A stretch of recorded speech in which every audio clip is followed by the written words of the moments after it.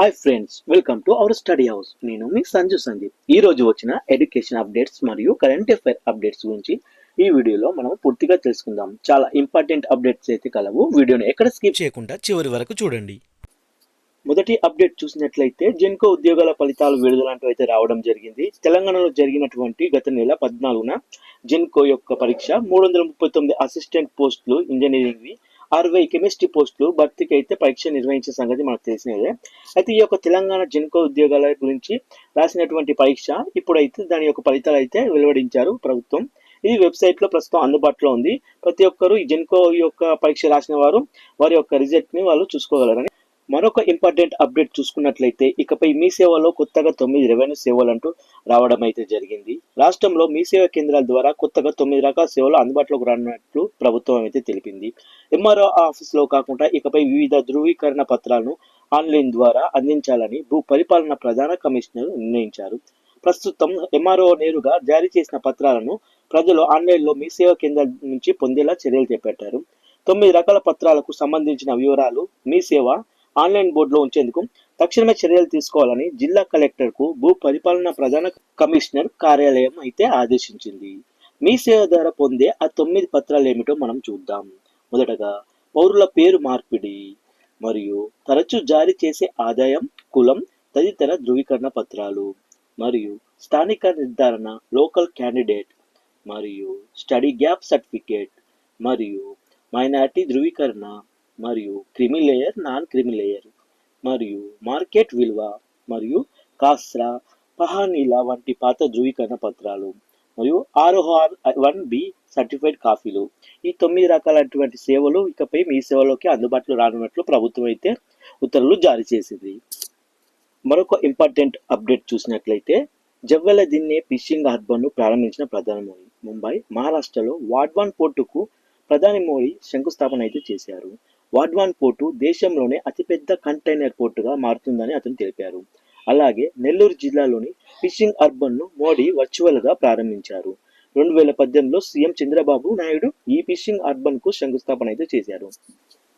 మరొక అప్డేట్ చూసినట్లయితే ఎస్సీ ఎస్టీలను ఫోన్లో దూషించిన సరే నేరమే అంటూ అయితే అప్డేట్ అయితే రావడం జరిగింది. బహిరంగ ప్రదేశాల్లో ఉన్నప్పుడు ఎస్సీలను ఎస్టీలను కులం పేరుతో ఫోన్లో దూషించిన సరే నేరమేనని సుప్రీంకోర్టు అయితే వెల్లడించడం జరిగింది. ఈ నేరానికి గరిష్టంగా 5 ఏళ్లు జైలు శిక్ష ఉంటుందని స్పష్టం చేసింది. యూపీకి చెందిన ఓ వ్యక్తి భూ వివాదం కేసులో నిమ్న వర్గాలకులైన చెందిన ఓ మహిళను కులం పేరుతో దూషించాడు. దీంతో తనపై ఎఫ్ఐఆర్ అనేది దాఖలు చేశారు. కానీ ఇది కొట్టివేయాలంటూ అతను సుప్రీంకోర్టులో అప్పీల్ చేశాడు. కానీ అతని వాదనను విన్న సుప్రీంకోర్టు మాత్రం అతని వాదనను తోసిపుచ్చేసింది. మరొక ఇంపార్టెంట్ అప్డేట్ చూసినట్లయితే భాషా పండితులని అప్గ్రేడ్ చేయండి అంటూ నమస్తే తెలంగాణ అయితే రావడం జరిగింది. భాషా పండితుల అప్గ్రేడ్తో మిగిలిపోయిన 800 పోస్టులను సైతం అప్గ్రేడ్ చేసి పదోన్నతులు కల్పించాలని RUPPTS రాష్ట్ర అధ్యక్షుడు సి జగదీష్ ప్రభుత్వాన్ని కోరారు. 10,000 మంది అప్గ్రేడ్ కాగా కేవలం 800 మంది మాత్రమే మిగిలారని వారికి సైతం న్యాయం చేయాలని కోరారు. మహబూబాబాద్ జిల్లా అధ్యక్షుడు మడిపల్లి రమేష్ నాయకులతో కలిసి విద్యాశాఖ ప్రిన్సిపల్ సెక్రటరీ అయిన బుర్ర వెంకటేశం శుక్రవారం నాడు కలిసి సచివాలయంలో వినతి పత్రాన్ని అయితే సమర్పించారు. మరొక అప్డేట్ చూసుకున్నట్లయితే travel and tourism development index 2024లో పలు దేశాల ర్యాంకులు అని చెప్పి ఇచ్చారు. మనకి ఈ యొక్క కరెంట్ అఫైర్స్ అయితే చాలా ఇంపార్టెంట్. ఎందుకంటే ప్రీవియస్ ఎగ్జామ్లో కూడా ట్రావెల్ అండ్ టూరిజం గురించి చాలా ఎక్కువ క్వశ్చన్స్ అయితే వచ్చాయి కరెంట్ అఫైర్స్లో. ఇప్పుడు ఇది కూడా మనకు చాలా ఇంపార్టెంట్ కాబట్టి ఇది జాగ్రత్తగా చూడండి. ట్రావెల్ అండ్ టూరిజం డెవలప్మెంట్ ఇండెక్స్లో 2024లో మన ఇండియా స్థానం చూసినట్లయితే 39వ స్థానంలో అయితే ఉన్నది. మొదటి స్థానంలో ఉన్నది వచ్చేసి అమెరికా అయితే, 2వ స్థానంలో స్పెయిన్ ఉంది, 3వ స్థానంలో జపాన్ ఉండగా, 4వ స్థానంలో ఫ్రాన్స్ ఉంది, 5వ స్థానంలో ఆస్ట్రేలియా ఉండగా, 6వ స్థానంలో జర్మనీ ఉంది, 7వ స్థానంలో యూకే ఉండగా, 8వ స్థానంలో చైనా ఉంది, 9వ స్థానంలో ఇటలీ, 10వ స్థానంలో స్విట్జర్లాండ్ అయితే ఉన్నాయి. మన యొక్క భారతదేశ స్థానం వచ్చేసి 39. ఇది వరల్డ్ ఎకనామిక్ ఫోరం ఆధారంగా వెలువడింది. కావున ఇది మనకు చాలా ఇంపార్టెంట్. తప్పనిసరిగా ఇది తెలుసుకోండి, జాగ్రత్తగా చదువుకోండి. వచ్చే ఎగ్జామ్లో ఈ travel and tourism development index నుంచి అడిగే అవకాశం అయితే చాలా ఉంది. మరొక ఇంపార్టెంట్ కరెంట్ అఫైర్స్ అప్డేట్ చూసినట్లయితే పారా ఒలింపిక్స్లో భారత క్రీడాకారుల పతాక వేట ఘనంగా ఆరంభమైతే అయింది శుక్రవారం రోజున. అయితే ఓ స్వర్ణం సహా 4 పతాకాలను భారత్ తన యొక్క చేజిక్కించుకుంది. 3 ఏళ్ల కిందట టోక్యోలో స్వర్ణ కాంస్యం గెలిచిన యువ షూటర్ అవని లేఖర మరోసారి అత్యున్నత వేదికపై అదరగొట్టడం అయితే జరిగింది. పారిస్లోని పసిఫిక్ గెలిచి వరుసగా రెండోసారి పారాలింపిక్స్లో స్వర్ణం సాధించిన తొలి భారత అథ్లెట్గా రికార్డులకైతే ఎక్కింది. షూటింగ్లోనే మనీషా నార్వాల్ రజతం, మోనా కాంస్యం గెలవగా 100 మీటర్ల పరుగులో ప్రీతి పాల్ కంచు పథకం అయితే సాధించింది. వీరు ఏ క్రీడకు చెందినవారు అని కూడా అడగడానికి ఆస్కారం ఉంది మనకు ఎగ్జామ్లో. కాబట్టి అథ్లెట్ అని గుర్తుపెట్టుకోవాలి. ఏ దేశంలో జరిగిందని కూడా అడగడానికి ఎగ్జామ్లో అవకాశాలు అయితే ఉన్నాయి. కావున ఇది జాగ్రత్తగా చదువుకోండి. Important current affairs. మరొక అప్డేట్ చూసినట్లయితే హైడ్రోలాజికల్ సైకిల్ను పునరుద్ధరిస్తున్న హైడ్రా అంటూ రావడం అయితే జరిగింది. నీటి వనరుల కోసం హైడ్రా అని సాహసం అని చెప్పుకోవచ్చు. పర్యావరణ కులంలో సమాజ శ్రేయస్సు దృష్ట్యా Hyderabad disaster response and assist monitoring and protection agency వారు నీటి వనరులను కాపాడడం కోసం చేస్తున్న ఈ గొప్ప సాహసవంతమైన కార్యక్రమం నిర్వహించడం అయితే జరుగుతుంది. ఆ చెరువులపై అక్రమ కట్టడాలు అన్నిటిని కూల్చివేయడంతో పాటు ధనికులని చూడకుండా కూడా అన్ని యొక్క అక్రమంగా కట్టిన కట్టడాలని కూల్చివేసినారు. ప్రకృతి విరుద్ధంగా ఉన్నవి అసమానతలు హైడ్రా తిరిగి సంతులనం చేసినట్లు తెలుస్తుంది. చెరువులు వంటి నీటి వనరులు రన్ ఆఫ్ ఈ రెండు నీటి చక్రాలు కీలకమైనవి. అక్రమ ద్వారా ఈ రెండింటికి ఏర్పడిన అవరోధాలను తొలగించి ప్రకృతికి కీలక భాగమైన హైడ్రోలాజికల్ సైకిల్ హైడ్రా తిరిగి పునరుద్ధరిస్తుందని తెలుస్తుంది. మరొక ఇంపార్టెంట్ అప్డేట్ చూసుకున్నట్లయితే రాష్ట్రంలో 21వ జాతీయ పశు గణన వచ్చే నెల 1వ నుండి ప్రారంభం కానుంది. డిసెంబర్ వరకు జరిగే ఈ ప్రక్రియను పశు సంవర్ధక శాఖ ఏర్పాట్లు చేయనుంది. 1919 నుంచి ప్రతి 5 ఏళ్లకు ఒకసారి దేశవ్యాప్తంగా పశువుల గణన అనేది జరుగుతుంది. చివరిసారిగా 2019లో అయితే జరిగింది. తాజాగా నిర్వహణకు జిల్లా స్థాయి నోడల్ అధికారులను నియమించారు. పశువులు, గొర్రెలు, మేకలు తదితర వివరాలను సేకరించి డిజిటలీకరణ చేస్తారు. ఇందుకోసం పశు వైద్య సిబ్బంది మొబైల్ అప్లికేషన్, డాష్బోర్డ్ సాఫ్ట్వేర్పై శిక్షణ ఇస్తారు. పశుగణన ఆధారంగా వాటి సంతతి వృద్ధికి కేంద్ర రాష్ట్ర ప్రభుత్వాలు చర్యలైతే చేపడతాయి. 2019లో మొత్తం 326.26 లక్షల జీవులు నమోదయ్యాయి. విడిగా ప్రౌల్టీలో 799.99 లక్షల ఉన్నట్టు తేలింది.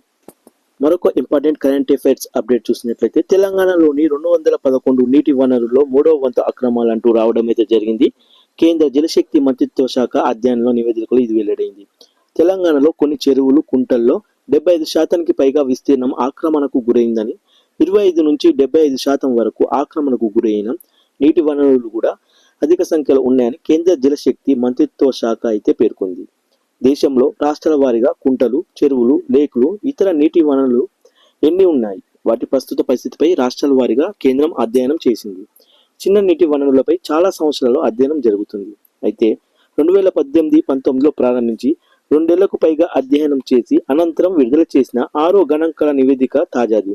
రాష్ట్రంలోని మొత్తం 43,695 నీటి వనరులు కేంద్ర జలశక్తి మంత్రిత్వ శాఖ పరిశీలించింది.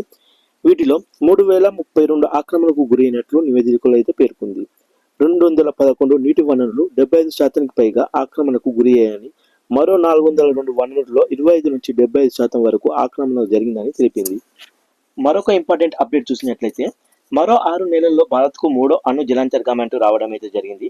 భారత నౌకాదళాన్ని మరింత బలోపేతం చేసే దిశగా అడుగులు వేగంగా పడుతున్నాయి. తాజాగా 2వ అణుశక్తి జలాంతర్గామి ఐఎన్ఎస్ అర్గితాను జాతికి అంకితం ఇచ్చిన వేళ 3వ సబ్మెరైన్ విషయం వార్తలోకి రావడం విశేషం. ఐఎన్ఎస్ అరిదామన్ పేరిట నిర్మిస్తున్న ఈ భారీ అణు జలాంతర్గామిని మరో 6 నెలల్లో నౌకాదళ అమలుకి చేర్చే అవకాశం ఉన్నట్టు వార్తలకు వస్తున్నాయి. ప్రస్తుతం ఇది సముద్ర పరీక్షలను నిర్వహించుకుంటుంది. మొదటి 2 జలాంతర్గాముల కంటే ఇది పెద్దది కావడం విశేషం. ఐఎన్ఎస్ అర్దామాన్తో పాటు మరో అణు జలాంతర్గామిని కూడా నిర్మిస్తున్నట్టు తెలుస్తుంది. 125 మీటర్ల పొడవు, 7,000 టన్నుల బరువుతో ఈ రెండింటిని రూపొందిస్తున్నారు. వీటిలో మొదటి 2 సబ్మెరైన్ల కంటే అధికంగా K4 క్షిపణులను తీసుకువెళ్లవచ్చు. 1990లో రహస్యంగా ప్రారంభించిన అడ్వాన్స్డ్ టెక్నాలజీ మిసైల్ ప్రాజెక్టులో భాగంగా ఈ 4 జలాంతర్గాములు నిర్మించారు. ఈ ప్రాజెక్టు వ్యయం 90,000 కోట్లు పైమాటే. అమెరికా, రష్యా, చైనా జలాంతర్గాముల కంటే ఇవి చిన్నవి. చైనా వినియోగించే 6 జిన్ శ్రేణి జలాంతర్గాములో JL3 క్షిపణులను అమర్చారు. ఇవి 10,000 కిలోమీటర్ల దూరంలో లక్ష్యాలను ఛేదించగలవు. చూశారు కదా ఫ్రెండ్స్, ఈ రోజు వచ్చిన ఇంపార్టెంట్ అప్డేట్స్ మరియు కరెంట్ అఫైర్స్. వీడియో నచ్చితే మాత్రం అలా చూసి వెళ్ళిపోకుండా ప్లీజ్ ఒక లైక్ చేయండి, షేర్ చేయండి, తప్పకుండా సబ్స్క్రైబ్ చేసుకోవడం మాత్రం మర్చిపోకండి. Thank you friends. జై హింద్.